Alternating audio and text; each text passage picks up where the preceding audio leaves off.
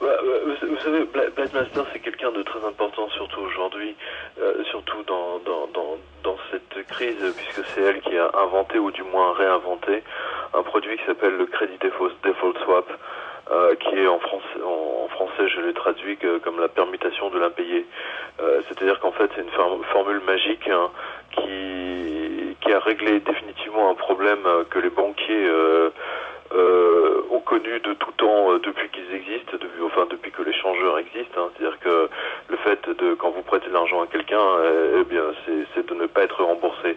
Eh bien, elle a modernisé, mis à jour quelque chose qui existait en fait dans les années 80. Mais uniquement pour les grandes entreprises. En fait, à la base, c'était uniquement, vous savez, une permutation. À la base, c'était une permutation, par exemple, des réserves de change. Hein. Par exemple, imaginez une multinationale comme IBM qui avait beaucoup de francs suisses, et puis imaginez par exemple une autre multinationale qui s'appelle Nestlé et qui, elle, avait beaucoup de dollars. Donc, en passant un accord entre l'une et l'autre, quand l'une avait besoin de plus de dollars, eh bien, elle se les échangeait de manière à ne pas payer un maximum, si vous voulez, de taux de change. Alors, quand ça porte sur des sommes je sais pas, de 10 francs ou de 20 Deutschmark, ça va pas loin. Mais quand c'est sur 10 milliards, vous imaginez que effectivement, ça permet de faire des économies absolument conséquentes. Et de fil en aiguille, si vous voulez, ce produit s'est transformé dans la permutation de l'impayé. C'est-à-dire qu'aujourd'hui, une banque, par exemple, si vous prenez un emprunt de, je sais pas, 1 million de dinars à la banque, eh bien la banque, elle va trouver quelqu'un d'autre à qui elle va renverser un pourcentage du taux que vous payez vous, en échange du fait que si vous ne remboursez pas, eh bien elle prend le relais. Hein. Donc ça s'appelle le Credit Default Swap. Maintenant sur toutes les places financières, ça s'appelle un CDS. Hein, et ça se mesure en points de banque, hein, sur les prêts en points basis. Et à partir de là, aujourd'hui par exemple, il n'y a aucun pays qui ne peut vendre un bon du Trésor sans qu'il ne prenne quelqu'un pour justement assurer la permutation de l'impayé en cas de défaillance du pays. Alors je vous raconte pas aujourd'hui par exemple les permutations de l'impayé sur les bons du Trésor de la Grèce. Hein. Mais c'est là où on a vu effectivement que le risque d'une désintégration économique monte en puissance, parce que ce qu'on a vu sur la Grèce, eh bien on le voit aujourd'hui sur la France, le Danemark, la Suède, la Norvège et même l'Allemagne. Vous voyez, donc le Crédit Default Swap est effectivement un outil très utile pour mesurer le risque, mais c'est surtout, et là je vous résume en 2 mots, l'invention géniale pour trouver un autre crétin pour payer à la place des banquiers. Voilà, c'est aussi simple que ça. C'est pour ça qu'on a eu les subprimes, hein, parce qu'à un moment donné, si vous voulez, quand les banques américaines ont donné des prêts à tous les gens qui avaient un travail, qui avaient une histoire de remboursement correct, etc., eh bien, ils n'avaient plus de clientèle. Et comme ils avaient déjà revendu, si vous voulez, ces dossiers, ils les avaient découpés en tranches, hein, ils les avaient revendus aux hedge funds allemands, anglais, etc., eh bien, il leur fallait encore plus de produits, et donc c'est pour ça qu'ils se sont mis à prêter à des gens qui n'avaient aucun historique, et à la fin même qui sortaient de prison. Imaginez que dans les années, il n'y a pas si longtemps que ça, hein, il y a 5 ou 6 ans, aux États-Unis, à New York, une dame de 72 ans avait réussi à obtenir un prêt sur 25 ans pour s'acheter un appartement de 400 000 $. Donc vous voyez que les banques étaient devenues folles grâce à ce produit, hein, à ce qu'on appelle la permutation de l'impayé. La banque se moquait éperdument du fait que la dame aurait pu mourir 2 ans plus tard, hein, et qu'il restait encore 13 ans à rembourser, puisqu'ils avaient trouvé quelqu'un d'autre pour payer à la place de la dame. Vous comprenez? C'est très important ça.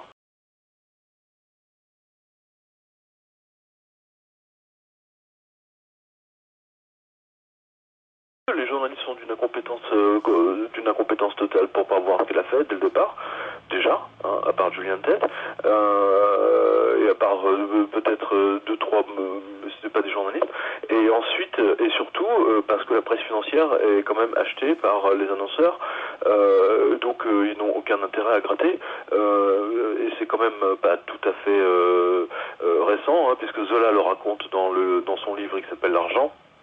Il raconte comment le personnage, le héros du livre, décide de racheter un journal économique dans lequel il donne des fausses informations pour faire monter au cric ses actions. Aujourd'hui, on peut dire que la presse économique, elle n'est pas si loin de, elle est pas très loin de ça finalement. Je veux dire, mais attendez, est-ce que vous imaginez que la presse économique, soi-disant, hein, elle qui est censée couvrir, hein, c'est un peu comme un météo. Vous savez, les mecs qui font la météo, quoi. Hein, ils voient une tempête qui arrive, ils ont les photos satellites, et puis ils vous expliquent que demain il va faire très beau. C'est exactement ce qui s'est passé. La presse économique n'a strictement rien à venir. Est-ce que vous avez vu dans la presse économique algérienne, est-ce que nous on a vu dans la presse ici en France, hein, des grands titres en disant en 2007, attention, nous allons au-devant de l'explosion de la bourse, etc., à cause d'une saloperie qui s'appelle subprime et les crédits défaut swap? Non, bien sûr que non. Hein, tout le monde a dit, mais non, c'est rien, c'est une crise qui va être contenue. On a même des déclarations absolument phénoménales de Ben Bernanke en disant, cette crise va être contenue. C'est un menteur fini. Madame Lagarde, quand elle était ministre des Finances en France, hein, je revois encore le titre du journal Le Parisien, il n'y a pas de crise. Non mais c'est du délire. On vit dans le déni. Le déni le plus total. Pourquoi? Pour que les petits porteurs, les crétins, les petits, hein, vous, moi, hein, tous ceux qui vous lisent, hein, qui nous écoutent, hein, pour que eux continuent à acheter leurs petites actions. Voilà. Hein, parce que bien entendu, eux, à leur très haut niveau, ils sont tout à fait, ils sont bien informés. D'ailleurs, on en a une preuve géniale, c'est que Madame Lagarde, une fois nommée présidente du FMI, hein, la première chose qu'elle a déclarée à Jackson Hole, vite, il faut recapitaliser les banques. Hein, alors que il y a encore 3 semaines, elle était ministre des Finances et disait tout va bien. C'est du mensonge d'État.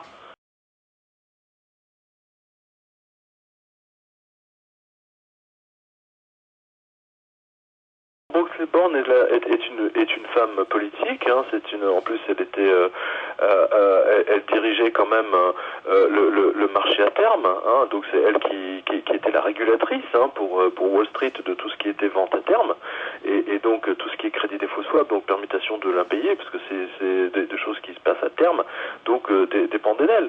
Et Madame Born a effectivement vu l'immense escroquerie qui se présentait à elle.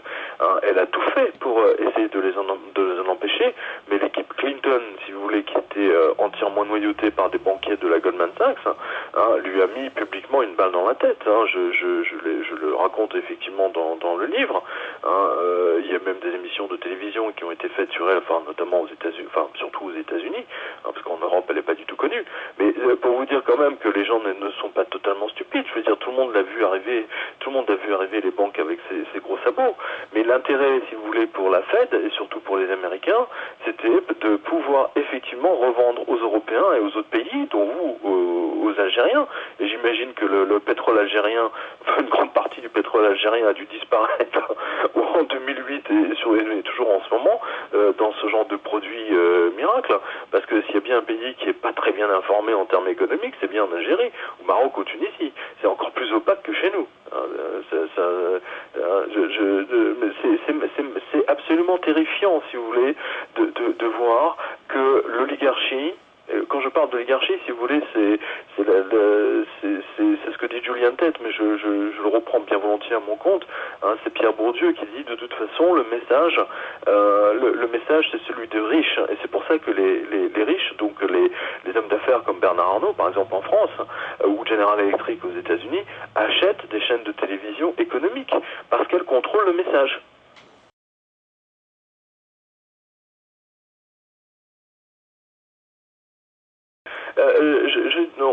On a diverses enquêtes sénatoriales qui ont été faites aux États-Unis. Aussi bien Moody's, Fitch que Standard & Poor's ont donné des AAA, etc. au dossier des subprimes, alors que ces gens-là n'avaient même pas de quoi se payer un Big Mac. Mais c'est une vaste fumisterie. Je veux dire, tout ça va se terminer dans le sang. Hein, il n'y a pas d'autre solution. Je veux dire, une économie mondiale qui a plus de 55 000 milliards hein, de hors bilan. Je parle des banques, hein, je parle pas des États-Unis, hein, qui eux sont véritablement à 210 milliards d'endettement. Tout ça va se terminer dans le sang. Hein, parce que justement, soit dans le sang, soit dans une dictature totale et complète, quoi. Voilà.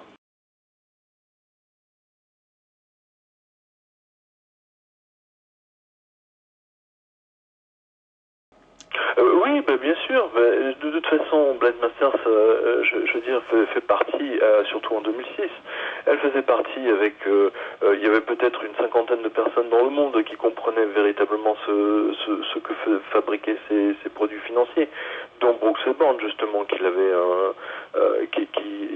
a tout fait à l'époque, déjà en 98, 97, 98, pour l'arrêter. Elle a vu, si vous voulez, que la période des crédits défaut de swap arrivait à son terme et que ça allait déclencher une crise. Hein, et donc, à partir de ce moment-là, qu'est-ce qui se passe quand il y a une crise financière globale? Eh bien, il n'y a qu'une seule chose, si vous voulez, qui se vend régulièrement et sur lequel vous n'avez aucun risque, ce sont les matières premières. C'est la farine, le sucre, le blé, le soja, le maïs, les côtelettes, la viande, le bétail, etc., etc. Et donc à partir de 2007, eh bien, Blade Masters a été nommée directrice des matières premières de la JP Morgan. La JP Morgan à l'époque n'avait strictement aucun département matières premières véritablement, alors qu'aujourd'hui c'est devenu le numéro 2 mondial. Elle a 1800 traders à sa disposition qui rachètent tout ce que vous mangez avant même que ça arrive dans votre assiette. Aujourd'hui, les banques se servent sur ce que vous mangez, hein, pour se refaire des pertes qu'elles ont enregistrées pendant la crise.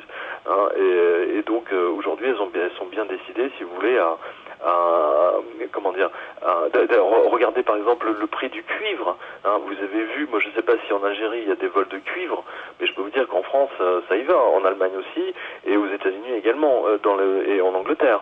Hein, partout vous avez des gangs qui volent du cuivre parce que le prix du cuivre a dépassé tout entendement. Et qui a acheté tout le cuivre mondial l'année dernière et depuis 3 ans maintenant, c'est Blade Masters. Hein, donc voilà, c'est très important de savoir ce qu'elle fait, hein, aujourd'hui.